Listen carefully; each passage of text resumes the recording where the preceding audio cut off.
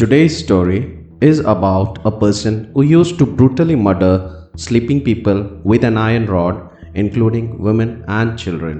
This ruthless criminal spread terror throughout Mumbai without any fear of law or weapon, causing people to lock themselves indoor as soon as the sun set. Before starting the video, please do not forget to subscribe to my channel and press the bell icon for the notification on my upcoming video. This story begins in July 1968 when Mumbai police received information about a body in Borivali. When they arrived, they found a body with severe injuries, indicating a brutal attack. A woman claimed to have seen someone there but couldn't identify the person due to the darkness. Although the police registered the case, they didn't take immediate action, assuming it might be a property dispute. At the same time, they received another report stating that a dead body was found outside a shanty in Malad area. When the police investigated the incident, they were informed that someone had seen a man carrying an umbrella and a torch at the scene. Both murders followed a similar pattern, yet the police didn't consider that there might be connection between the two.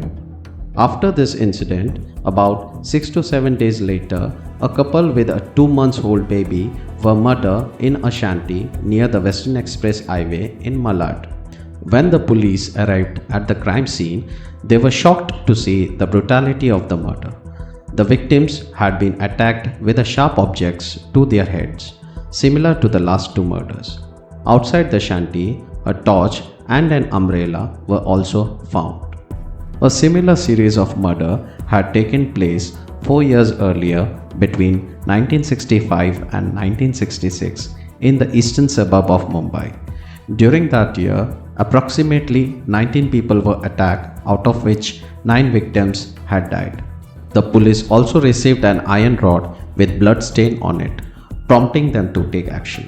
During their investigation into the previous 2 murders, they also suspected that the crime were committed using similar type of weapon.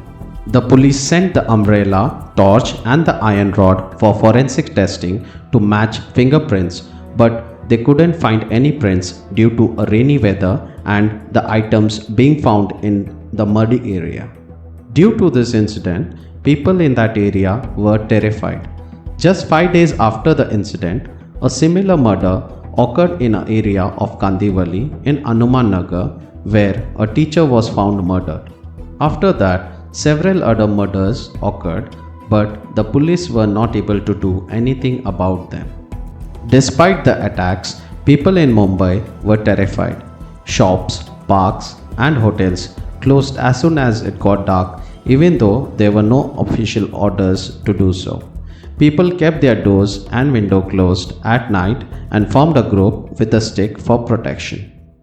All these precautions were due to the series of murders that only happened at late at night around 1 a.m., targeting the people either sleeping outside or leaving the door open while sleeping inside. The biggest problem was that when the people saw a single person, they would attack him and the person would get injured. Despite all the measures, the murders continued. No one had seen the killer coming or going, and the rumors about the killer possessing supernatural powers were spreading across the city. Around the same time, Deputy Commissioner of Police Ramakant Kulkarni was handed the case.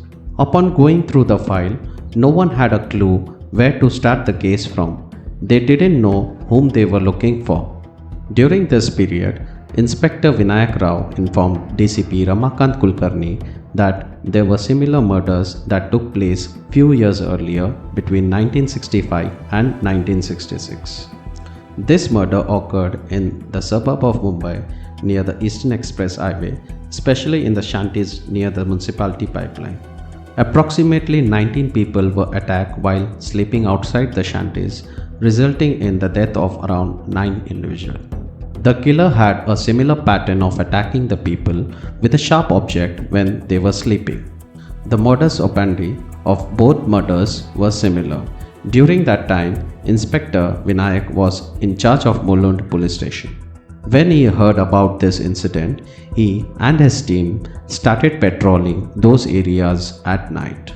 During one night, while patrolling, he and his team spotted a man wandering without a fear.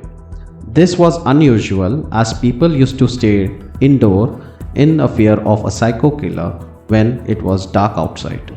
Due to this, Inspector Vinayak became highly suspicious about this man. When he approached him, he asked his name. The man identified himself as Raman Raghav. Upon searching him, they found a diary containing two words written on it, Khatam and Kalas.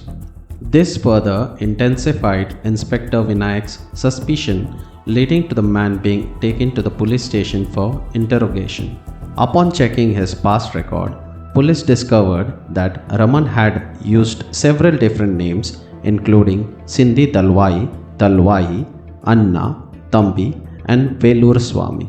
Raman Raghav was born in 1929 in Tirunelveli Junction. Since childhood, he had a habit of stealing. When he turned 20, he left his hometown and moved to Mumbai, where he started working in one of the mills. Due to his habit of stealing, Raman was caught by a police in one of the acts and sent to Baikla jail. After being released, he did not stop his stealing habit, which led to his arrest again and a sentence of 5 years.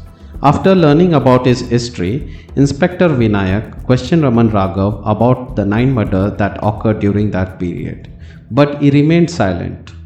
Despite using all the interrogation techniques, Raman Raghav did not utter a word about those murders. Consequently, Inspector Vinayak warned Raghav to leave the city for 2 years, stating that if he returned to Mumbai, he would be sent to jail for 2 years. Inspector Vinayak also informed the DCP that no murder occurred after Raman left the city, but now he suspects that Raman has returned.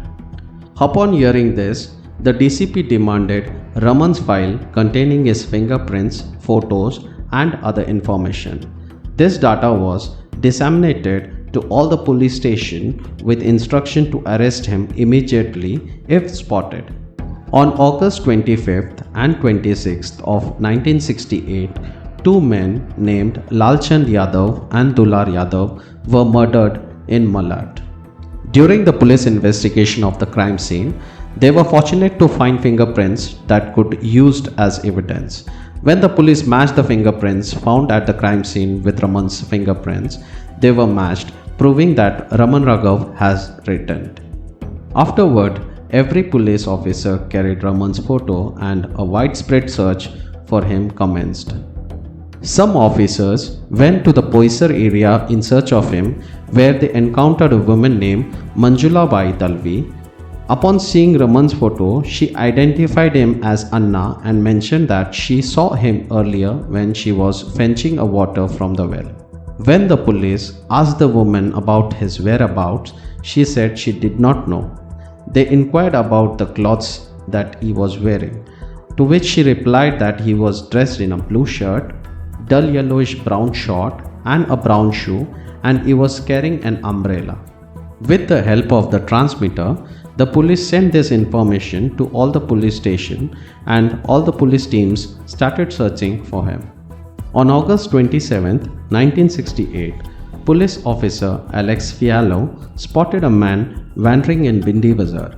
The man was dressed exactly as described, carrying an umbrella that was wet and his shoes were muddy, indicating he had come from an area experiencing heavy rain. However, there had been no rainfall reported in any area near Bindi Bazaar. When the officer Alex approached the man, he noticed a blood stain on his clothes. Upon searching the man, Officer Alex found 2 specs, 2 combs, 2 scissors, 1 instant stick stand, soap, tea leaves, and 2 papers with numbers written on them. When the officer Alex asked the man's name, he replied, Sindhi Dalwai. The officer recalled that Raman also used to use the name Sindhi Dalwai. The officer asked the man to come with him to the station, and without any objection, the man complied and went along with the officer. Officer Alex informed his senior about Raman, and upon reaching the station, the officers from the crime branch took Raman's fingerprint. They then matched these fingerprints with the ones found at the crime scene, and they were matched with Raman's fingerprint. The police announced Raman's arrest through a media, and DCP Kulkarni awarded Officer Alex with a prize of 1000 rupees.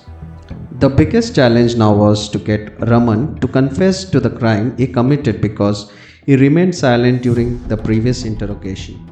The police started questioning Raman, but for 2 days he did not utter a word. A constable asked Raman casually if he needed anything, and Raman requested for a chicken.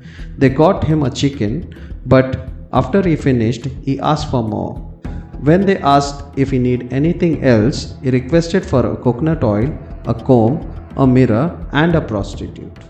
The request for the prostitute was denied, but the police bought him the other items that he asked for.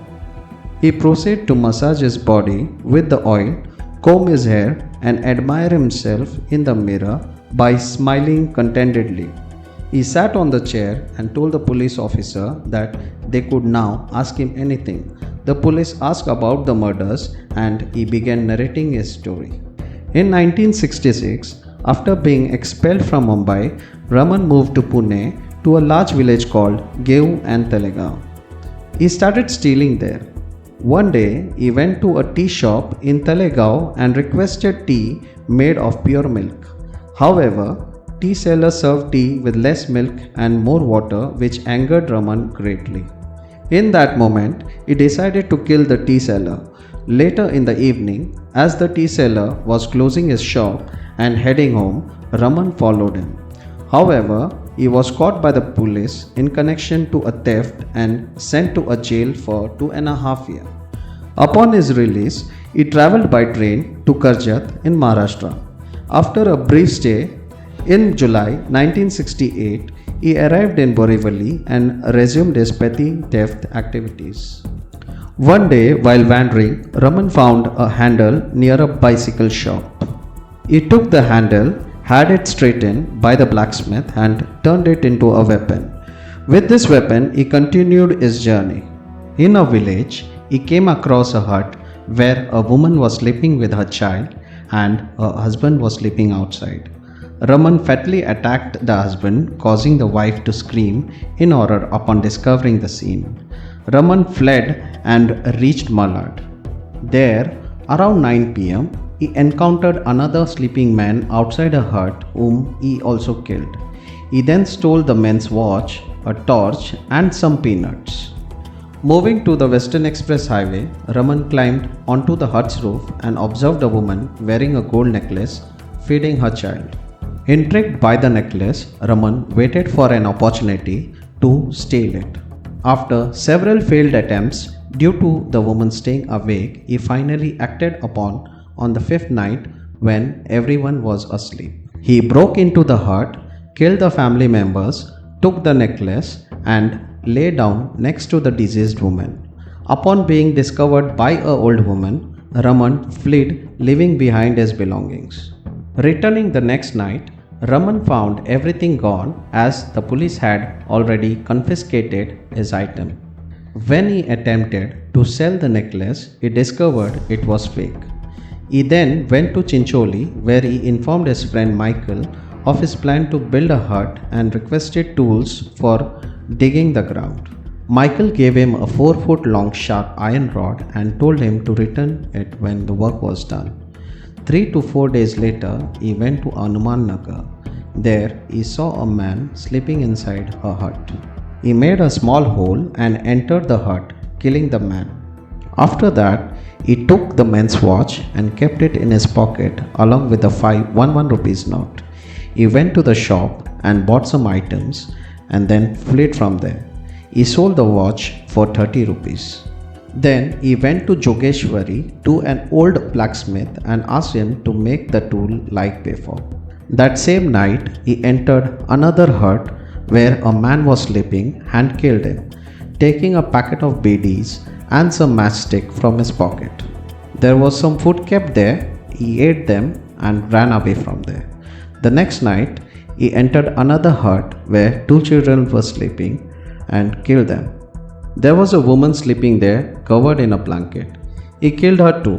When he removed the blanket, he saw that she wasn't wearing any clothes. Seeing this, Raman's brutality awakened and he raped the woman. After satisfying his desire, he ate there and left. Raman confessed to the numerous crimes like this. When the police asked him about the murders from few years ago, Raman admitted to it as well. Between 1965 and 1966, he committed 24 murders and a total of 41 murders altogether. He said he might have committed more than 41 murders. But when the police asked about the motive behind the murders, Raman said these were wild people and God has told him to do so. When the police asked about the murder weapon, Raman took them to the jungle and gave them the knife and the rod. The statement of the blacksmith and the Michael were also recorded. 10 months later, on 2nd June 1969, the trial began. The lawyer named P.V. Pawar, on behalf of Raman, stated that Raman was not in his right mind when he committed the murders. He didn't even know what he was doing. Government lawyer B. Bora opposed this. The court ordered a test for Raman. 3 weeks later, the test result declared that Raman was fit. The judge decided to see the case. Raman was sentenced to death by hanging. When Raman's lawyer appealed it in the High Court, it was decided to conduct a medical test. After the medical test, it was revealed that Raman had chronic paranoid schizophrenia. His death sentence was commuted to life imprisonment and he was placed in high security prison. 8 years later, in 1995, he died in a hospital due to kidney failure. So, this was the story of the serial killer Raman Raghav, who perpetrated a series of brutal killings during 1960s. Thank you for watching the video.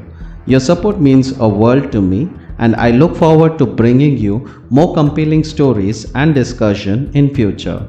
Until next time, take care and stay curious.